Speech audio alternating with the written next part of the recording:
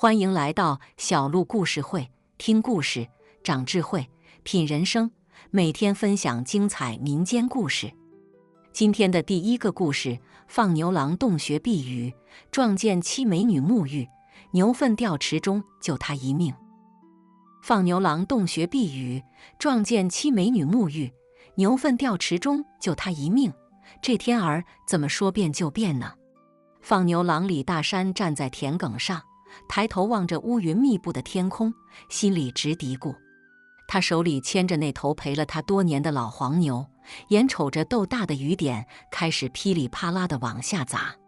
得嘞，赶紧找个地儿躲躲雨吧。大山四下张望，不远处有个山洞，洞口被藤蔓遮掩着，不仔细看还真难发现。他牵着牛，快步朝山洞走去。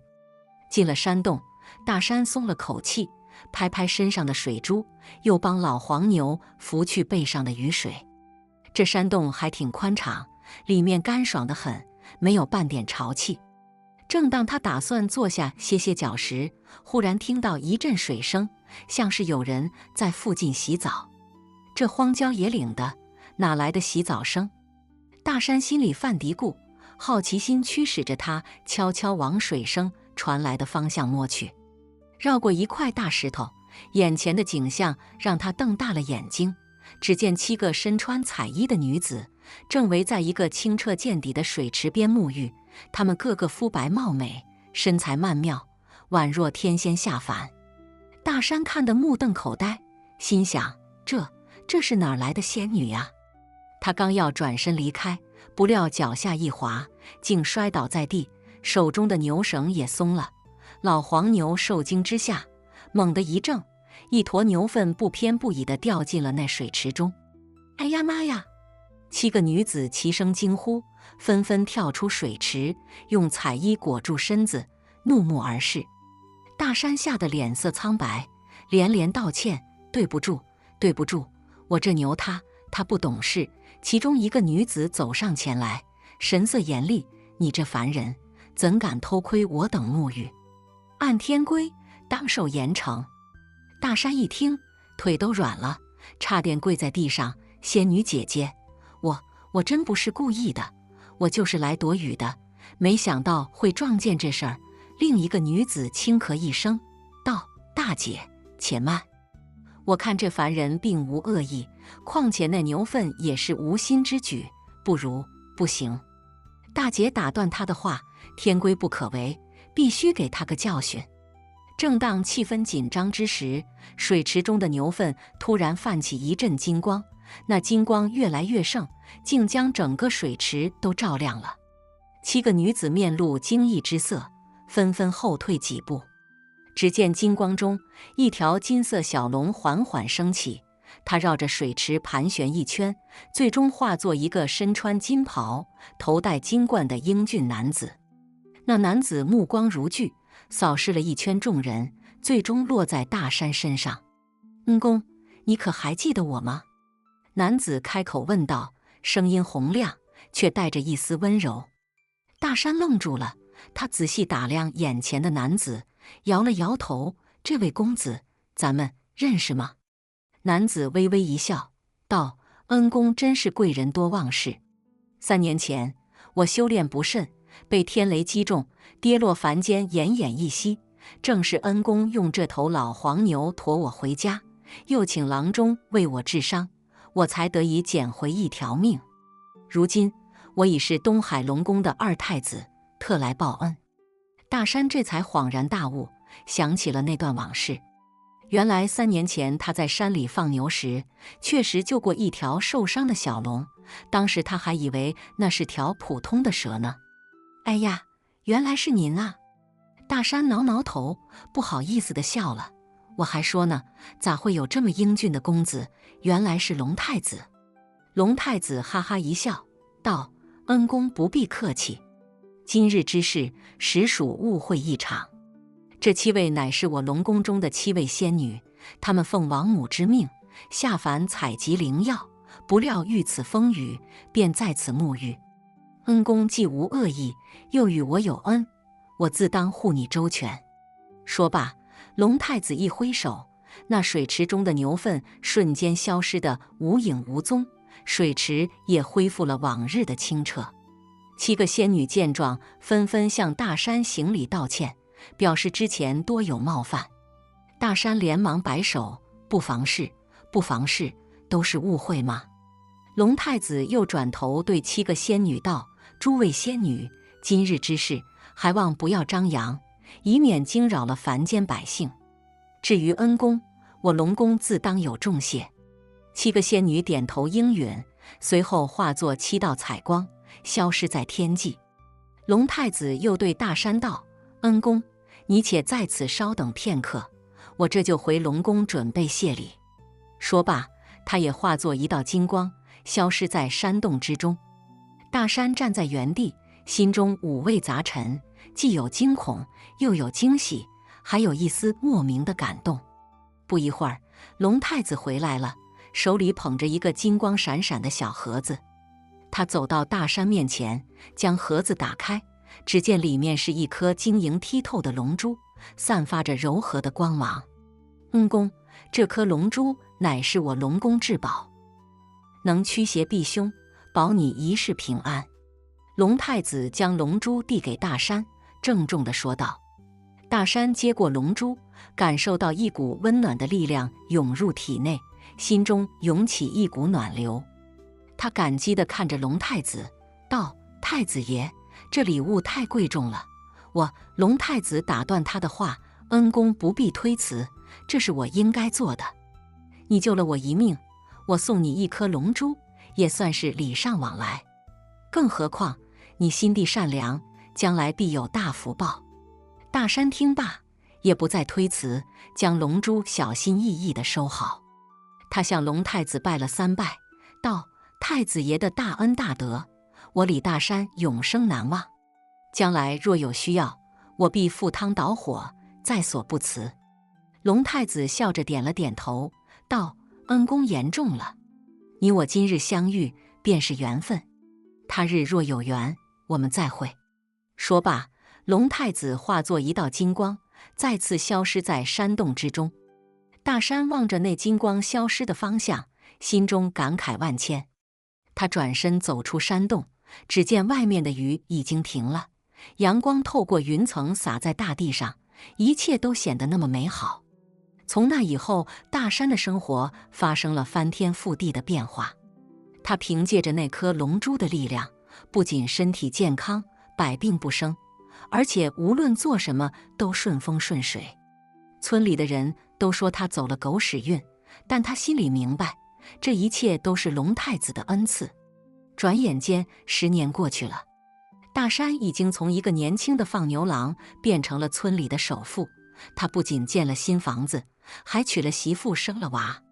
但他始终没有忘记龙太子的恩情，每年都会带着媳妇孩子去山里祭拜一番。这一年秋天，大山又带着媳妇孩子上山了。他们在山洞前摆好贡品，点上香烛，虔诚地祭拜着。突然，天空中传来一阵雷鸣般的轰响，紧接着一道金光从天而降，落在了山洞前。大山定睛一看，只见龙太子正站在金光之中，面带微笑地看着他。“恩公，别来无恙啊？”龙太子开口问道。大山激动地站起身来，道：“太子爷，您终于来了。这些年我一直想着您呢。”龙太子哈哈一笑，道：“恩公勿急，我此次前来是有要事相商。”大山连忙道：“太子爷请讲，只要我能做到的，一定赴汤蹈火，在所不辞。”龙太子点了点头，道：“恩公可知，近年来天下大乱，妖魔横行，百姓苦不堪言。我龙宫虽为水族之主，但也不能坐视不理。因此，我打算联合各界力量，共同对抗妖魔。”大山闻言眉头紧锁。太子爷的意思是？龙太子道：“我龙宫需要一位人间使者，前往各地联络英雄豪杰，共同商讨抗妖大计。我看恩公心地善良，勇敢无畏，正是最合适的人选。”大山听罢，心中涌起一股豪情，太子爷放心，我一定不负所托，完成这项重任。”龙太子满意地点了点头，从怀中掏出一块令牌递给大山：“此乃龙宫令牌，见此令牌如见我本人。你持此令牌前往各地，自然有人会助你一臂之力。”大山接过令牌，郑重地收好。他向龙太子拜了3拜，道：“太子爷保重，我去了。”龙太子微笑着点了点头，化作一道金光，消失在天空中。大山望着那金光消失的方向，心中充满了信心和决心。他转身对媳妇孩子道：“咱们回家收拾收拾，明天一早就出发。”媳妇和孩子虽然有些不舍，但看到大山那坚定的眼神，也只好点头答应。他们一家3口回到家中，开始收拾行囊。第2天一大早，大山就带着媳妇孩子出发了。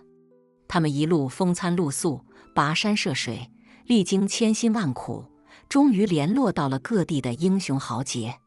在龙宫的号召下，大家齐心协力，共同抗妖。经过一场场惊心动魄的战斗，妖魔终于被彻底消灭，天下重新恢复了太平盛世，百姓们安居乐业，幸福美满。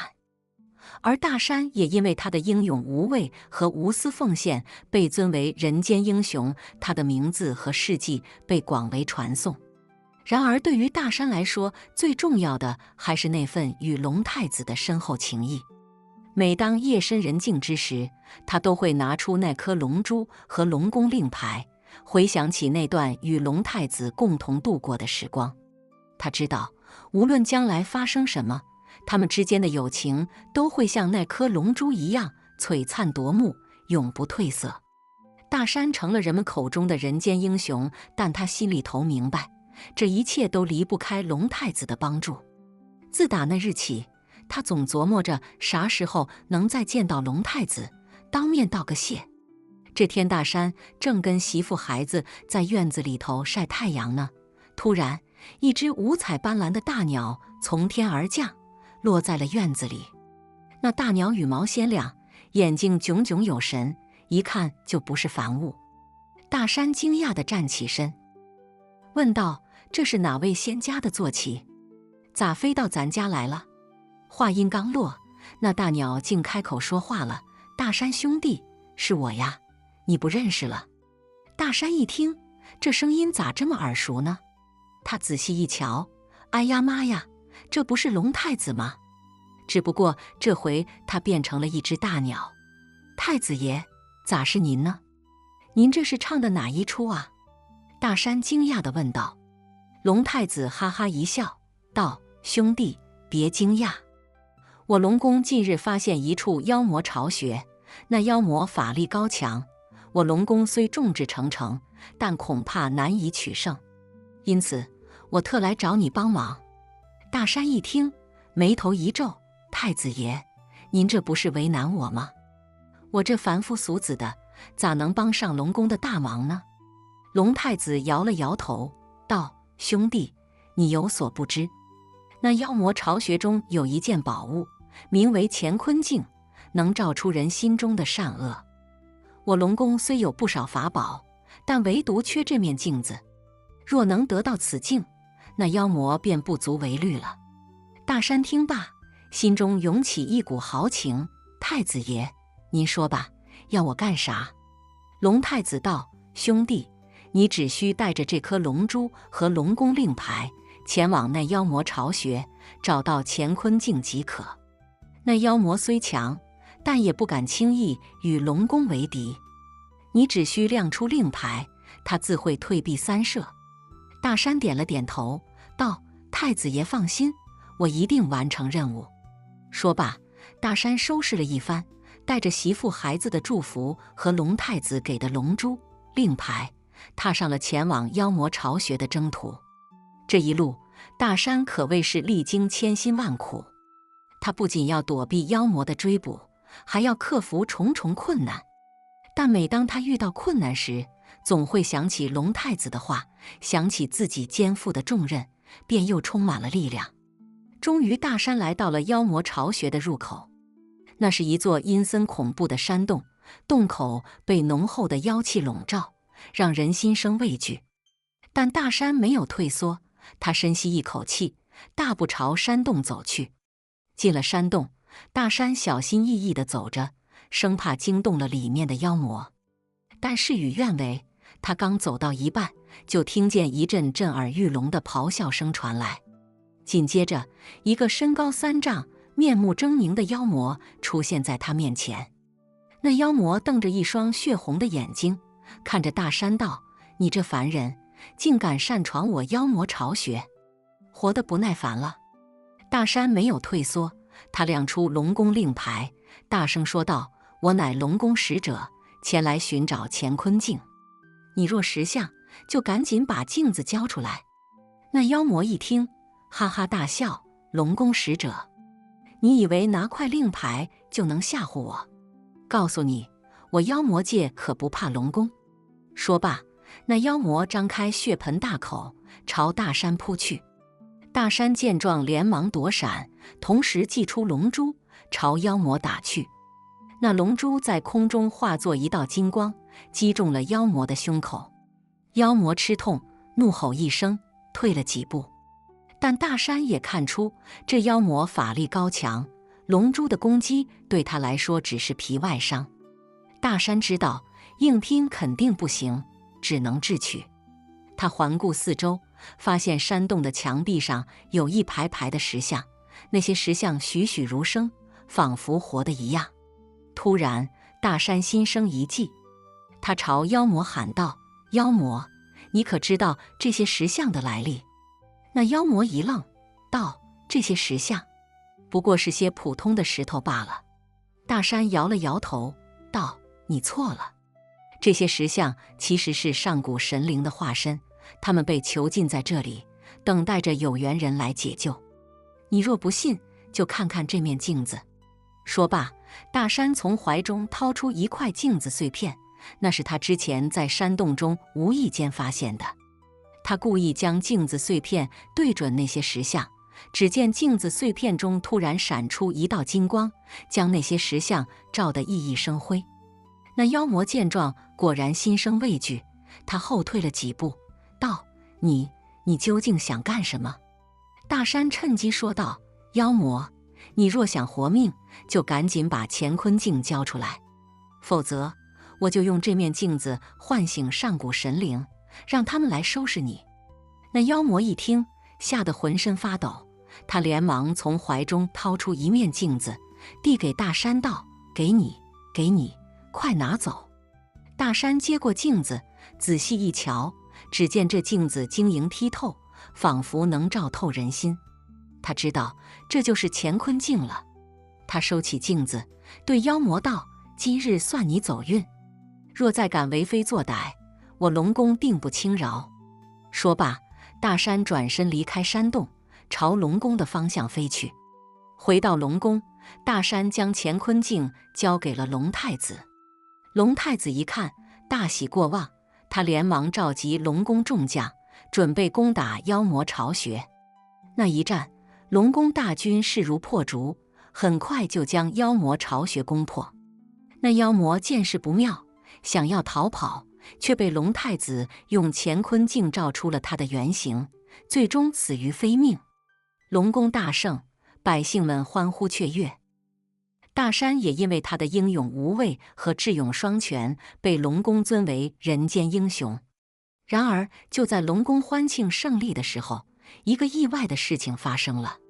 那乾坤镜突然光芒大盛，将龙宫照得如同白昼。紧接着，镜子中浮现出一个神秘的身影，那身影对龙太子说道：“龙宫太子，你可知罪？”龙太子一听，心中一惊，他连忙跪下道：“小龙不知何罪之有。”那神秘身影道：“你擅自将乾坤镜交给凡人，导致妖魔界大乱，百姓遭殃，此罪当诛。”龙太子一听，心中大惊，他连忙解释道：“小龙也是为了龙宫着想，为了百姓的安危。那妖魔法力高强，若不借助乾坤镜，龙宫恐怕难以取胜。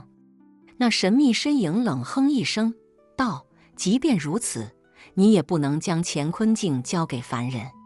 你可知，那凡人心中善恶难辨，若他心生恶念，用乾坤镜为非作歹，后果不堪设想。”龙太子一听，心中懊悔不已。他知道自己犯了大错，连忙磕头求饶。那神秘身影沉默了一会儿，道：“念在你初犯，又立有战功的份上，本座暂且饶你一命，但死罪可免，活罪难逃。你需前往凡间，历经1000年修行，方可重回龙宫。”龙太子一听，心中悲痛欲绝，但他知道这是自己应得的惩罚，只能默默接受。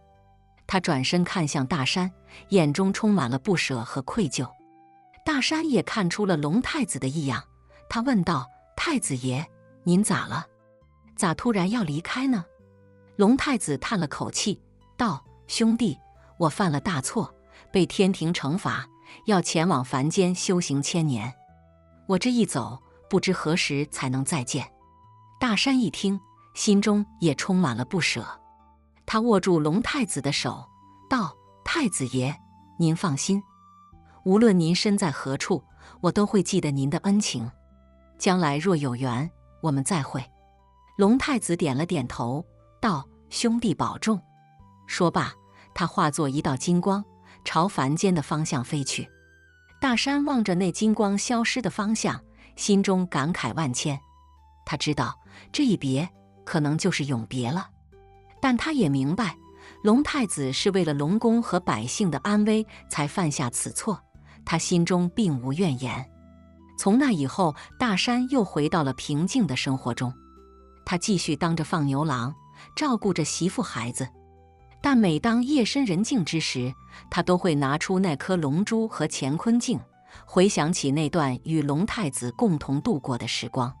他知道，无论将来发生什么，他们之间的友情都会像那颗龙珠一样璀璨夺目，永不褪色。而龙太子呢？他在凡间历经1000年修行，终于重回龙宫，但他心中始终忘不了那段与大山共同度过的时光。每当他想起大山时，都会露出欣慰的笑容。他知道自己虽然犯了错，但也得到了救赎和成长，而这一切都离不开那个勇敢无畏、智勇双全的放牛郎大山。今天的第2个故事，新娘不愿同床，丈夫问原因，新娘说：“我前世是一个男人。”嘿，听说了吗？老李家那新娶的媳妇，漂亮的跟画似的，可就是不跟新郎同床。这事儿可真够新鲜。新娘子这是唱的哪一出啊？谁知道呢？老李头急得跟热锅上的蚂蚁似的，四处打听原因。新娘子倒是开了口，说出来的话能把人吓死。话说这事儿发生在江南水乡的一个小村庄，名叫柳河村。村里人世代务农，日子虽不富裕，但也算过得安稳。老李头是村里出了名的老实人，一辈子勤勤恳恳，终于攒够了钱，给儿子小李娶了个媳妇，名叫翠花。翠花长得那叫一个水灵，大眼睛，瓜子脸，一笑起来还有2个浅浅的酒窝，村里的小伙子们看得眼睛都直了。小李更是乐得合不拢嘴，觉得自己这辈子值了。可谁成想，新婚之夜，翠花却死活不愿意跟小李同床。小李急得满头大汗，以为是自己哪里做得不好，惹了新娘子不高兴。可翠花只是摇头，眼泪在眼眶里打转，就是不肯说原因。老李头一看这架势，心里也犯了嘀咕，赶紧把儿子拉到一旁，低声问道：“咋回事啊？你惹他生气了？”小李委屈得跟个孩子似的：“爸，我哪敢呢？我对他好得不得了，他咋就不愿意跟我同床呢？”老李头皱了皱眉，决定亲自去找翠花谈谈。他走进新房，见翠花正坐在床边，低着头，一副心事重重的样子。老李头叹了口气，轻声问道：“翠花呀，你这是咋了？有啥事儿就跟大爷说，别憋着。翠花抬起头，眼泪汪汪地看着老李头，半天才挤出一句话：“大爷，我前世是个男人。”这话一出，老李头差点没晕过去。他瞪大眼睛看着翠花，半天说不出话来。小李在一旁也愣住了，他怀疑自己是不是听错了。翠花呀，你说啥呢？这咋可能呢？老李头结结巴巴地问道。翠花擦了擦眼泪，继续说道：“大爷，我知道这事儿说出来您不信，可我真的记得前世的事儿。我前世是个男人，因为一场意外死了，灵魂附在了翠花的身上。我实在是没法跟男人同床啊。”老李头和小李面面相觑，都不知道该如何是好。这事儿太离奇了，他们根本不敢相信。可看着翠花那认真的样子，又不像是在说谎。村里人也很快知道了这事儿，议论纷纷。有的人说翠花是中了邪，有的人说她是在找借口，还有的人说这事儿肯定是老李头家做了啥亏心事，报应在了新娘子身上。老李头愁得整夜睡不着觉，他可不想让儿子刚娶进门的媳妇就这么走了。于是他决定去找村里的神婆问问。神婆是个70多岁的老太太，据说能通鬼神，会看相算命。老李头提着礼物找到了神婆的家。神婆呀，您可得帮帮我。我家那新媳妇，她说她前世是个男人，死活不愿意跟我儿子同床。这事儿您听说过没？老李头一进门就急着说道。神婆眯着眼睛，上下打量了老李头一眼，然后慢悠悠地说道：“这事儿啊，我倒是听说过，不过是不是真的，还得看看再说。”老李头一听有戏，赶紧把翠花的情况一五一十地告诉了神婆。神婆听完，点了点头，说道：“行吧，我明个去你家看看。”第二天一大早，神婆就来到了老李头家。他围着翠花转了一圈，又摸了摸她的额头，然后闭着眼睛，嘴里念念有词。过了一会儿，神婆睁开眼睛，说道：“这丫头的确有点问题，她身上附着个男人的灵魂。”老李头一听，吓得脸色都白了。他赶紧求神婆想想办法。神婆皱了皱眉，说道：“这事儿难办呐，要想解决，得找到那个男人的灵魂，让他离开翠花的身体。”老李头一听更愁了，他上哪儿去找那个男人的灵魂啊？神婆看着老李头的样子，叹了口气，说道：“这样吧，我先给翠花画道符，暂时压制住那个灵魂，然后你再去找找看，有没有啥线索。”老李头感激涕零，连连点头。神婆画好符，贴在了翠花的床头，然后叮嘱了几句，就离开了。自从贴了符之后，翠花的情况果然好多了。虽然还是不愿意跟小李同床，但至少不再提前世的事儿了。老李头心里稍微松了口气，开始四处打听线索。这一打听，还真让他打听到了一点东西。原来翠花家在10几年前曾经收留过一个流浪汉。那个流浪汉在翠花家住了一段时间，后来就不知去向了。老李头觉得那个流浪汉很可能就是翠花前世的那个男人，于是他决定去找找看，那个流浪汉到底去哪儿了。老李头带着儿子踏上了寻人的路途。他们走遍了附近的村庄和城镇，问遍了所有的人，可就是没有那个流浪汉的消息。就在他们快要绝望的时候，有一天，他们在一个偏远的小镇上遇到了一个老人。那个老人告诉他们，10几年前他确实见过一个流浪汉，那个人后来去了山里，再也没有出来过。老李头一听，眼睛一亮，他赶紧带着儿子朝着山里赶去。山路崎岖，他们走了好几天，才终于找到了那个流浪汉的坟墓。坟墓已经破败不堪，长满了杂草。老李头跪在坟前，泪流满面。他对着坟墓说道：“大兄弟呀，我知道你在这里，你附在我儿媳妇身上，也不是她的错，你就发发慈悲，离开她的身体吧。我们李家感激不尽啊！”说完，老李头磕了3个头，然后带着儿子依依不舍地离开了。回到村里，老李头把这事儿告诉了神婆。神婆听了，点了点头，说道：“这事儿应该成了，你回去看看翠花吧。”老李头赶紧跑回家，一进门就喊道：“翠花呀，翠花，你快出来看看大爷！”翠花从屋里走出来，看到老李头，脸上露出了笑容。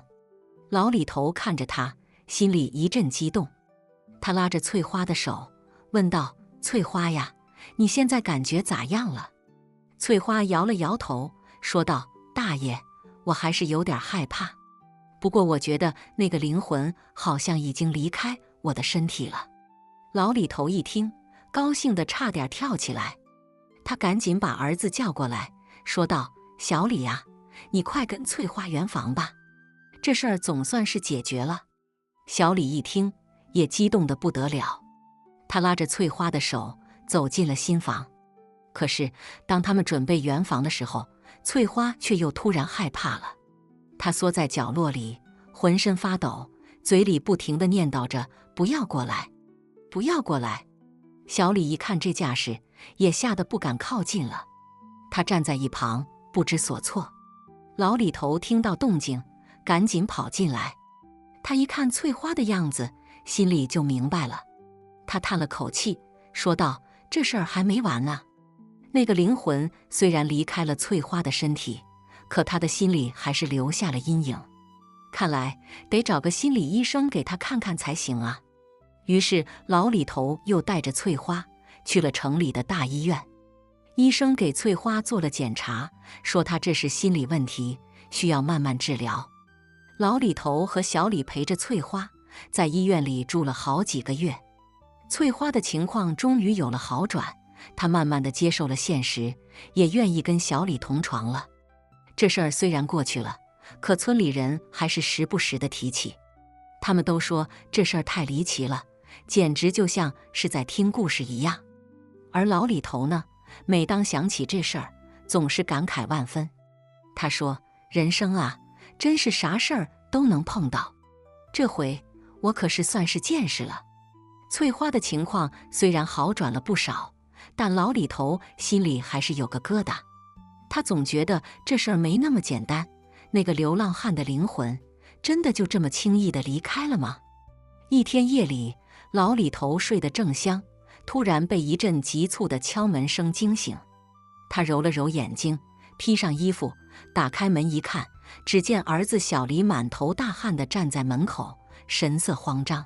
“爸，不好了，翠花，她又不对劲儿了。”小李喘着粗气说道。老李头一听，心里咯噔一下，他赶紧跟着小李来到了新房。只见翠花躺在床上，双眼紧闭，脸色苍白，嘴里不停地念叨着什么。老李头凑近一听，顿时吓得魂飞魄散。翠花念叨的竟然是那个流浪汉的名字，这咋回事啊？老李头结结巴巴地问道。小李也吓得不知所措，他摇了摇头，说道：“我也不知道，我就是听到他在念叨，就赶紧来找您了。”老李头看着翠花的样子，心里明白这事儿肯定没完。他赶紧去找神婆，可神婆却不在家。老李头急得像热锅上的蚂蚁，不知道该怎么办才好。就在这时，村里一个年轻人跑了进来，说道：“老李头，不好了，村口那棵老槐树突然倒了。”老李头一听，心里又是一惊。那棵老槐树可是村里的神树，据说有几百年的历史了，它怎么会突然倒了呢？老李头顾不上多想，赶紧跑到村口。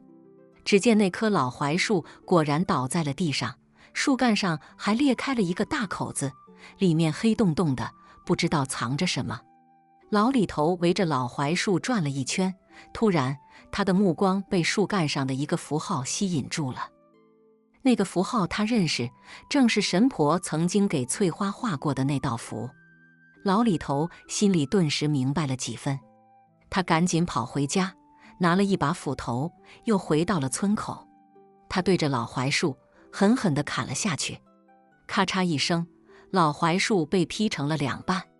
只见树干里竟然藏着一个黑色的木盒。老李头打开木盒一看，里面竟然是一具干枯的尸骨。那具尸骨穿着破烂的衣服，手里还握着一块玉佩。老李头一眼就认了出来，那块玉佩正是翠花曾经提起过，流浪汉留给他的。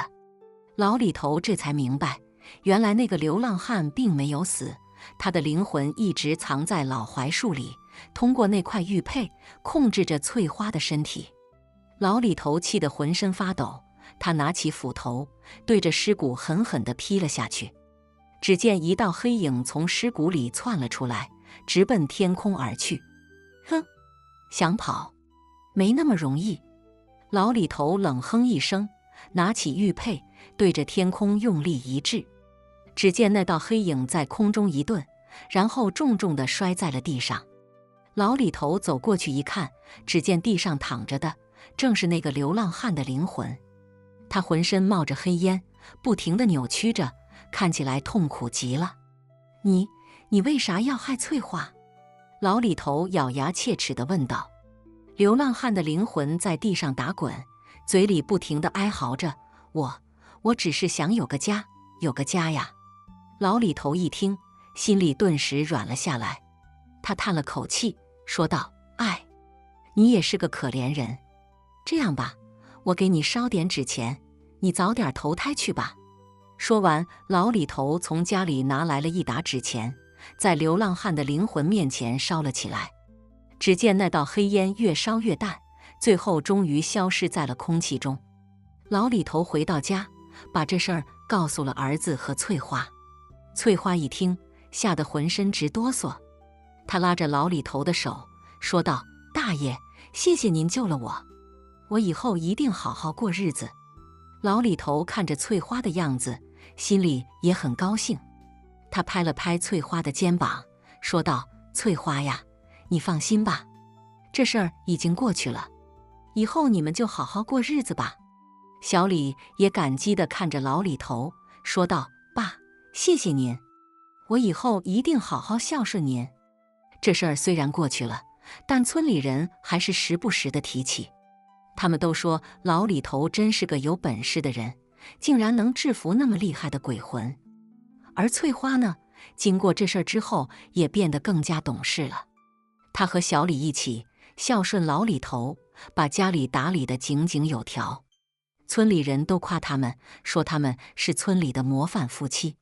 可是好景不长，有一天，村里突然来了一群陌生人，他们穿着黑衣服，戴着黑帽子，看起来神秘兮兮的。他们找到老李头，说要买他手里的那块玉佩。老李头一听，心里就起了疑心。他问道：你们买这玉佩干啥？那群陌生人中的一个拿出一沓厚厚的钞票，说道：这你不用管，只要你把玉佩卖给我们，这些钱都是你的。老李头看着那些钞票，心里有点动摇了。他想，自己一把年纪了，也没见过这么多钱。有了这些钱，自己和儿子、儿媳就能过上好日子了。可是他又转念一想，这事儿肯定没那么简单。那块玉佩可是个不祥之物，要是把它卖给了这些人，说不定会惹来更大的麻烦。于是老李头摇了摇头，说道：不行，这玉佩我不能卖给你们。那群陌生人一听，顿时变了脸色。他们恶狠狠地看着老李头，说道：你可别敬酒不吃吃罚酒，我们可是给过你机会的。说完，他们就要上来抢玉佩。老李头一看这架势，也急了，他拿起斧头，对着那群陌生人就砍了过去。可是那群陌生人似乎都会点功夫，他们左躲右闪，轻松地躲过了老李头的攻击。然后他们一拥而上，把老李头按在了地上。哼，就你这点本事，还想跟我们斗？一个陌生人冷笑道。说完，他就要伸手去抢玉佩。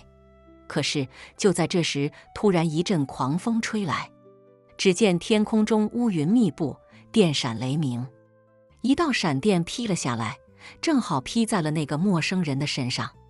那个陌生人顿时被劈得浑身焦黑，倒在了地上。其他人一看这架势，也都吓得连连后退。哼，敢抢我的东西，这就是你们的下场！只见天空中一个身穿黑袍、头戴黑帽的人缓缓降了下来，他的脸上还戴着一副黑色的墨镜。老李头一看这人，顿时吓得浑身直哆嗦，他赶紧爬起来躲到了一边。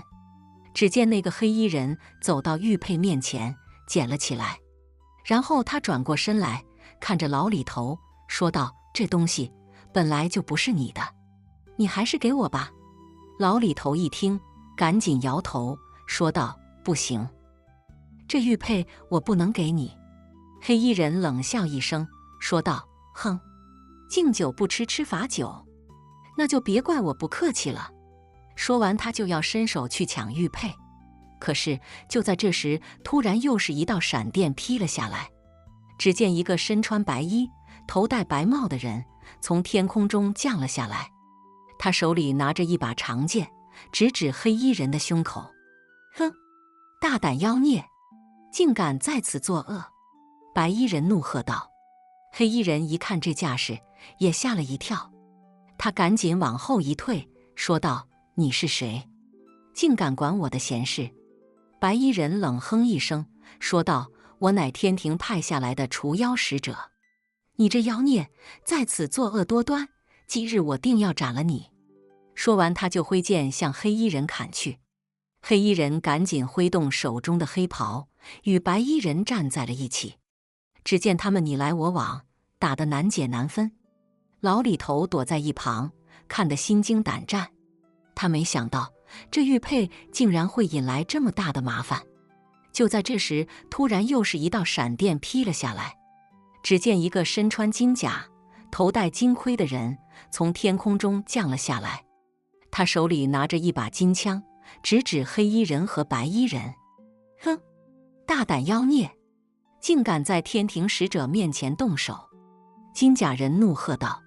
黑衣人和白衣人一看这架势，都吓得连连后退。他们知道这金甲人可不是好惹的。只见金甲人走到玉佩面前，捡了起来，然后他转过身来，看着老李头说道：“这东西本是天庭之物，你凡人一个，如何能拥有它？还是给我吧。”老李头一听，赶紧点头说道：“行行行，您拿去，您拿去。”金甲人冷哼一声说道：“算你识相。”说完，他就拿着玉佩飞上了天空。只见天空中一道金光闪过，然后就恢复了平静。老李头看着天空，心里一阵后怕。他没想到这玉佩竟然会有这么大的来头，幸亏自己没把它卖给那群陌生人，否则后果不堪设想啊。这事儿虽然过去了，但村里人还是时不时地提起。他们都说老李头真是个有福气的人，竟然能遇到天庭的使者。而老李头呢，经过这事儿之后，也变得更加谨慎了。他再也不敢随便乱捡东西了，生怕再惹来什么麻烦。至于翠花和小李，他们还是过着平平淡淡的日子。虽然没有大富大贵，但也算幸福美满。毕竟在这乱世之中，能有个安稳的家就已经很不错了。今天的最后一个故事，新娘做花轿时见轿夫脚跟不着地，她借口上茅房逃过一劫。您瞧瞧，今儿个可是老李家的大喜日子，新娘子做花轿，那排场啧，真叫一个热闹。村头的老王头一边剔着牙，一边跟旁边几个闲聊的村民说道：“新娘子翠兰，那可是10里8村出了名的美人儿，肤白如雪，眼若秋水，今儿个穿着一身大红嫁衣，更是娇艳欲滴。”本来这婚礼进行的顺顺利利，可就在花轿快抬到李家大门口的时候，翠兰却突然哎呦了一声，脸色变得煞白。咋了，翠兰？可是有啥不舒服？媒婆张婶赶紧凑上前问。翠兰紧咬着下唇，一双眼睛直勾勾地盯着抬轿的几个大汉，声音颤巍巍地说：“张婶，你看那轿夫，他们的脚跟。”张婶一听，心里咯噔一下，顺着翠兰的目光望去，这一看，她也差点没叫出声来。只见那几个轿夫抬轿的动作倒是稳稳当当，可奇怪的是，他们的脚跟竟然离地有1寸多高，就这么悬空抬着轿子往前走。我的妈呀，这是咋回事？张婶吓得直往后退。轿夫们似乎没听到两人的对话，依旧面无表情地抬着轿子，可那脚跟不着地的样子，别提多瘆人了。翠兰心里直打鼓，这婚怕是没那么简单。张婶，我想上茅房。翠兰突然说道。张婶一愣，这都快到地方了，咋突然要上茅房？可看翠兰那神情，也不像作假，只好吩咐轿夫们先停下，让翠兰去解决一下。翠兰下了轿，一路小跑到村头的茅房，心里那个忐忑呀，就像是揣了只兔子，砰砰直跳。进了茅房，她也没心思真的方便，而是躲在里头，透过门缝往外瞧。不一会儿，就见那几个轿夫抬着空轿子走了过来，停在茅房不远处。其中一个轿夫突然一转身，那脸竟变得漆黑如夜，双眼赤红，嘴角还挂着诡异的笑。这不是人！翠兰吓得差点没晕过去，她赶紧捂住嘴，生怕自己发出声音。只见那几个轿夫开始围在一起，嘀嘀咕咕地说着什么。翠兰虽然听不清，但看他们那模样，绝对是没安好心。就在这时，一阵风吹过，轿帘轻轻掀起，翠兰隐约看到轿子里坐着一个穿着白衣的女子，那女子低着头，长发遮住了脸，看不清模样。可翠兰总觉得那背影有种说不出的熟悉感。不好，我得赶紧走。翠兰心里暗叫不妙，她生怕被那些轿夫发现，赶紧提上裤子，踮着脚尖往村里跑。一路上，翠兰心惊胆战，生怕那些轿夫追上来。好在她一路狂奔，终于安全回到了李家。翠兰，你咋这么久？新娘子可不能误了吉时啊！张婶见翠兰回来，赶紧迎了上来。翠兰喘着粗气，脸色苍白地说：“张婶，不好了，那些轿夫，他们不是人。”张婶一听，吓得差点没坐地上，她赶紧把翠兰拉进屋里，关上房门，小声问道：“翠兰，你这是咋回事？咋就说轿夫不是人呢？”翠兰定了定神，把自己在茅房看到的一切都告诉了张婶。张婶听完，也是吓得浑身直冒冷汗。这可咋办？这可咋办？张婶在屋里走来走去，急得跟热锅上的蚂蚁似的。就在这时，屋外突然传来一阵喧闹声，翠兰和张婶对视一眼，心里都咯噔一下。不好，怕是那些轿夫找上门来了。张婶说着，赶紧从屋里拿了根擀面杖，准备自卫。翠兰也吓得不行，她躲在门后，透过门缝往外看。只见那几个轿夫果然站在门口，正跟李家的下人理论着什么。我们是来送新娘子的，咋就让我们站在门口？吉时都快过了。其中一个轿夫大声说道。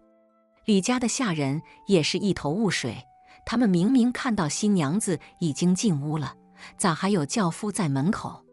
就在这时，翠兰突然看到那个穿着白衣的女子从轿子里走了出来，她低着头，长发依旧遮住了脸。可翠兰却觉得那女子似乎在看着自己，眼神里充满了哀怨。不好，是她！翠兰突然想起了什么，她猛地推开门，冲了出去。翠兰，你干啥去？张婶在后面喊道。翠兰没理会，她一路跑到轿子前，盯着那白衣女子，大声问道：“你是谁？为啥要害我？”那女子身子一颤，缓缓抬起头，露出了一张苍白如纸的脸。翠兰一看，差点没叫出声来，因为那女子竟然跟她长得一模一样。我是你。那女子刚开口，突然一阵风吹过，她的身影竟变得模糊起来，最后化成一团白雾，消散在空气中。这是怎么回事？翠兰愣住了，她看着空荡荡的轿子，心里充满了疑惑和恐惧。就在这时，李家的老爷和夫人也闻讯赶来，他们看到这一幕，也是吓得不行。这是咋回事？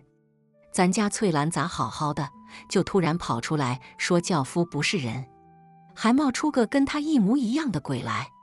李老爷结结巴巴地说道。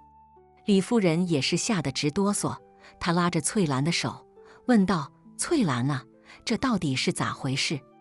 你可得跟咱说实话呀。”翠兰把自己从看到轿夫脚跟不着地，到上茅房看到的一切，都原原本本地告诉了李老爷和李夫人。两人听完，也是一脸茫然，不知道这到底是啥回事。就在这时，村里一个上了年纪的老者走了过来，他看了看轿子，又看了看翠兰，叹了口气说道：“这事儿怕是跟那年的事儿有关啊。”原来这老者是村里的老辈子人，他记得10年前村里有个姑娘跟翠兰长得一模一样，也是在大婚之日突然失踪了。大家找了很久都没找到，最后只好当她是跟人私奔了。可没想到这姑娘竟然死在了外面，连尸体都没找回来。这么说，刚才那鬼就是那失踪的姑娘？翠兰惊讶地问道。老者点了点头，说道：“怕是了，她死的冤枉，又没法回家安葬，所以这才化作厉鬼，想找人替她的位置，好让她能回家呀。”翠兰一听，吓得不行，她赶紧问道：“那我咋办？她会不会再来找我？”老者沉吟了一会儿，说道：“这事儿怕是得找那道士来解决了。”说着，老者就让人去请了村里唯一的一个道士。那道士来了之后，看了看轿子，又看了看翠兰，点了点头，说道：“这事儿确实是那姑娘的怨念所致。”接着，道士就开始做法，又是念咒，又是画符的，折腾了好一阵。最后，他拿出一个香炉，点上香，让翠兰对着香炉磕了3个头，嘴里念叨着：“冤有头，债有主，你若有怨，就去找那真正害你的人，别再纠缠无辜之人了。”做完这一切之后，道士说道：“好了，这下他应该不会再找你了。不过为了防止万一，你还是得在家里待上7天，别出门。”翠兰连连点头，心里总算是松了口气。接下来的7天，她足不出户，整天待在家里，生怕再遇到什么奇怪的事儿。7天之后，一切风平浪静，翠兰这才算是彻底松了口气。她跟李家的婚事也顺利进行，婚后生活幸福美满，再也没有遇到过什么奇怪的事儿。可每当夜深人静的时候，翠兰还是会想起那天的事儿，想起那个跟她一模一样的白衣女子，心里总是隐隐有些不安。她不知道那个女子是否真的已经放下了怨念，是否真的已经找到了回家的路。这事儿也成了翠兰心里永远的一个谜。而村里的人也时常会提起这事儿，当作茶余饭后的谈资。毕竟在这个平静的小村庄里，这样的事儿可不多见。翠兰跟李家的婚事虽然顺利进行了，可这事儿在她心里就像是一块大石头，始终压得她喘不过气来。她总觉得那个跟她一模一样的白衣女子还在暗处盯着她，随时可能再次出现。这天晚上，翠兰躺在床上，翻来覆去的睡不着。她听着窗外呼呼的风声，心里直发毛。就在这时，她突然听到一阵细微的脚步声在院子里响起。谁？翠兰猛地坐起身，大声问道。可外面却是一片寂静，啥声音都没有了。翠兰以为是自己听错了，便又躺下，准备继续睡觉。可刚闭上眼，那脚步声又响起来了，而且离他越来越近，似乎正朝着他的房间走来。翠兰吓得不行，她赶紧掀开被子，跳下床，躲在门后，透过门缝往外看。只见一个穿着白衣的身影正缓缓朝她的房间走来，那身影长发披肩，低着头，看不清脸。啊！翠兰吓得尖叫一声，她再也顾不得许多，推开门就往外跑。翠兰，你咋了？咋大半夜的跑出来了？李老爷和李夫人听到翠兰的尖叫声，赶紧从屋里跑出来，看到翠兰脸色苍白地站在院子里，吓得不行。翠兰指着那个白衣身影，结结巴巴地说道：“他来了，他又来了。”可李老爷和李夫人却啥也没看到，他们疑惑地看着翠兰，问道：“翠兰啊，你说啥呢？谁来了？”翠兰这才意识到自己可能是眼花了，或者是太紧张了，产生了幻觉。她不好意思地挠挠头，说道：“没啥，可能是我眼花了。你们回去睡吧，我没事。”李老爷和李夫人虽然心里疑惑，但看翠兰似乎真的没啥事，便也没再多问，回屋睡觉了。可翠兰却再也不敢回屋睡了，她害怕再遇到那个白衣女子。于是她便坐在院子里，一直坐到天亮。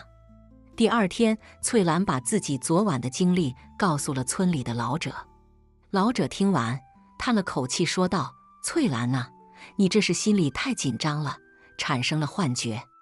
那姑娘都已经走了，不会再回来了，你放心吧。”翠兰虽然心里还是有些害怕，但听老者这么说，也只好点了点头，勉强相信了自己是产生了幻觉。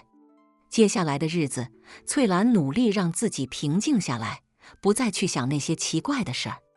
她跟李家的生活也渐渐恢复了正常，她以为自己真的已经放下了那些恐惧。可没想到，就在1个月后的一天晚上，翠兰又遇到了那个白衣女子。这天晚上，翠兰跟李家的人一起吃了晚饭，便早早地回了屋。她躺在床上，看着窗外的月亮，心里想着明天要做的事儿。渐渐的，她感觉自己的眼皮越来越重，困意袭来，她慢慢地闭上了眼睛。就在这时，她突然听到一阵细微的声音在耳边响起，那声音像是有人在低语，又像是风吹过树叶的声音，模模糊糊的，听不清在说啥。翠兰努力地睁开眼睛，想看看是啥东西在发出声音。可当她睁开眼睛的时候，却发现自己正站在一片漆黑的树林里，四周静悄悄的，啥也看不见。这是哪儿？我咋会在这儿？翠兰心里充满了疑惑和恐惧，她不知道自己为啥会突然出现在这儿，也不知道这是哪儿。就在这时，她突然看到前方有一丝光亮，便赶紧朝着光亮走去。当她走近的时候，才发现那是一个小木屋，木屋里透出微弱的灯光。翠兰推开门走了进去，只见木屋里摆着一张桌子，桌子上放着一盏油灯，油灯旁边坐着一个穿着白衣的女子。那女子低着头，长发遮住了脸，看不清模样。你是谁？我咋会在这儿？翠兰壮着胆子问道。那女子抬起头，露出了一张苍白如纸的脸，她的眼睛直勾勾地盯着翠兰，嘴角勾起一抹诡异的笑。你终于来了，那女子说道。翠兰一听，吓得差点没晕过去。她赶紧往后退，可却发现自己的脚像是被啥东西定住了一样，根本动不了。你想干啥？你别过来！翠兰惊恐地喊道。那女子却不理会翠兰，她缓缓站起身，朝着翠兰走来。翠兰吓得闭上眼睛，大声尖叫起来。就在这时，她突然感觉自己的身子一轻，像是被啥东西拖了起来。接着，她就听到一阵急促的脚步声和几声大喊：“翠兰，翠兰！”当他睁开眼睛的时候，发现自己正躺在床上，李老爷和李夫人正焦急地看着他。翠兰啊，你这是咋了？咋好端端的就晕过去了？李夫人问道。翠兰喘着粗气，把自己刚才的经历告诉了李老爷和李夫人。两人听完也是吓得不行。这到底是咋回事啊？咱家翠兰咋好端端的就遇到这些事儿？李老爷结结巴巴地说道。就在这时，村里的老者走了进来，他看了看翠兰，又看了看李老爷和李夫人，叹了口气说道：“这事儿怕是没那么简单呐。翠兰遇到的，怕是那姑娘的怨念所化成的幻境。他这是想告诉翠兰，她还没走，她的怨念还没消。”翠兰一听，吓得不行，她赶紧问道：“那我该咋办？她会不会再来找我？”老者沉吟了一会儿，说道：“这事儿怕是得找那道士来解决了。不过这次怕是得请他来村里，好好的做法，超度那姑娘的怨念，让她能真正的安息。”说着，老者就让人去请了道士。那道士来了之后，看了看翠兰，又问了问情况，点了点头，说道：“这事儿确实是那姑娘的怨念所化成的幻境。他这是想找人替她的位置，好让她能回家呀。不过你们放心，我这次会好好的做法，超度她的怨念，让她能真正的安息。”接着，道士就开始做法。他拿出一张黄符，贴在翠兰的床头，又拿出几个香炉，点上香，嘴里念念有词。他在院子里摆了一个法阵，让村里的人都围在外面，不要靠近。做法进行了整整一夜，直到天亮的时候，道士才收了法阵，擦了擦汗，说道：“好了，这下他的怨念应该已经超度了，不会再来找翠兰了。”翠兰和李家的人一听，都松了一口气，他们赶紧向道士道谢，又给了他一笔丰厚的酬金。这事儿之后，翠兰真的再也没有遇到过那个白衣女子，也没有再听到过那些奇怪的声音。她以为自己真的已经摆脱了那些恐惧，可以安心地跟李家的人过日子了。可没想到，就在1年后的一天，翠兰在村口遇到了一个陌生人。那陌生人看着翠兰，突然说道：“你是不是翠兰？”翠兰一愣，疑惑地看着那陌生人，问道：“我是翠兰呐，你是谁？咋认识我？”那陌生人叹了口气，说道：“我是你10年前失踪的那个双胞胎妹妹呀。我当年被人骗走，卖到了外地。这些年，我一直想办法回来，可始终没能成功。直到最近，我才终于逃了出来，回到了村里。”翠兰一听，惊得目瞪口呆。她这才意识到，原来自己当年遇到的那个白衣女子，根本就不是啥怨念所化成的幻境，而是自己失踪多年的双胞胎妹妹。你真的是我妹妹？”翠兰声音颤抖地问道。